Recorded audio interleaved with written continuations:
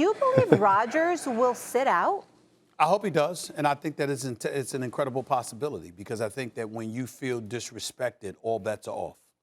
And I think that's the thing that people don't realize about this. Now, obviously, we've seen far more examples than not of people caving in, but that's usually because of financial situations. You want to make smart business decisions.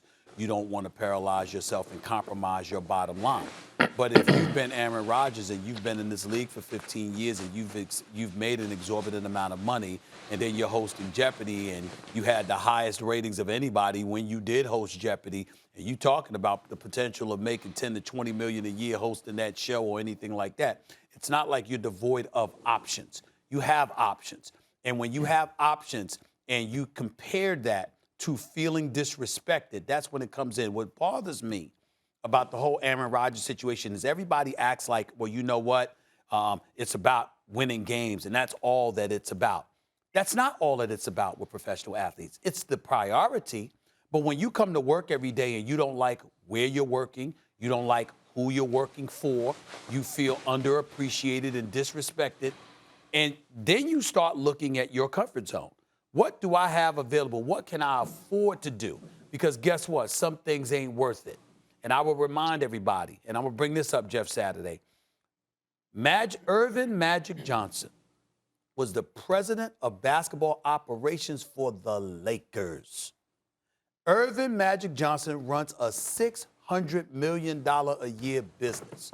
He did not need the money. What happens? Stuff gets a little bit tight, a little bit too stressful, and out of the blue, the last game of the season, Irvin Magic announces, I'm out of here. And he comes on First Take, and he says, I don't need this. He has options. I don't need this because I have options. People are making a mistake when they assume megastars who've made big-time money just want to play so bad that they want to come to work every day to an environment they don't enjoy. Making them happy matters. And Green Bay's going to find that out with Aaron Rodgers if they don't know it already.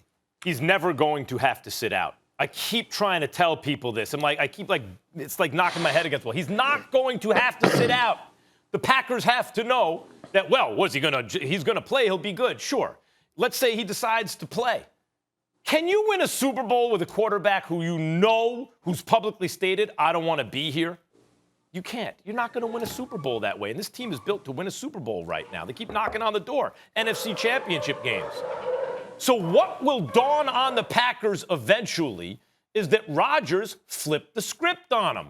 You know, the Packers thought, we are going to determine the end of your tenure here. It's up to us. And what Rodgers is demonstrating clearly to the Packers, if they haven't gotten the message yet, believe me, it'll dawn on them eventually. Rodgers decides. He chooses. He's going to get to choose. What do I mean by that? He's going to instruct the Packers where he wants to play next year. I guarantee you he'll be playing for whatever team he says. It's the Packers' job to convince him to say the name Packers.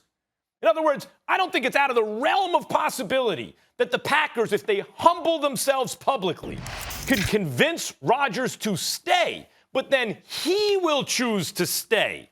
Or he will tell them, trade me to the Broncos or whoever. And I guarantee you that's where he goes. The same thing I said about Harden in Houston, same thing I said about AD with the Pelicans. What those teams didn't understand early on is that player will absolutely and necessarily instruct them, this is where I'm playing next year. And it's 100% certainty they will play there next year. Because all they need to do is let the other teams know, no, I don't want to play there. And they're not going to give up the farm for him. And you can't win with a guy who doesn't want to be there. Rodgers will play for whomever he wants. The Packers' job is now to convince him, the deciding one, that it should be Green Bay.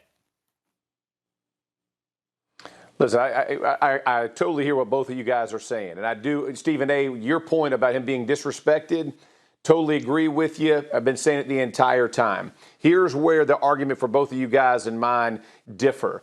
When you look at the who you were doing it with and not necessarily the who isn't just the Packers organization.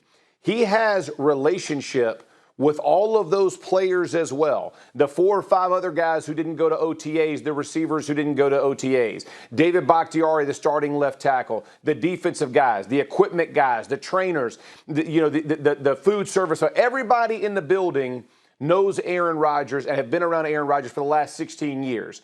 He cares about those people. He just said it when he's on there talking to you. He cares about relationships. Well, his most important relationships in his adult life have pretty much been in Green Bay. So does he like the GM for the Packers? I don't know. But can he win with that guy? Absolutely he can win. He just did it last year.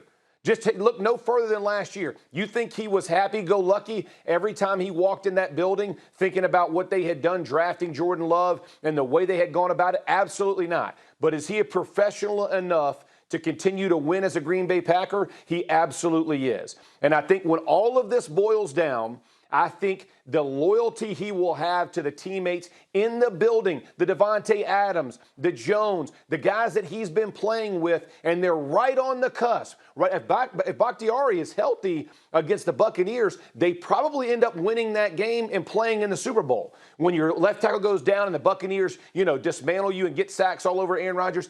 But this team is that close. Guys, when you go to start to rebuild, he has to go rebuild all of those relationships. Whether you believe it or not, when you walk in that, when you walk in that building, you have to start and foster new relationships. He already has those built in Green Bay.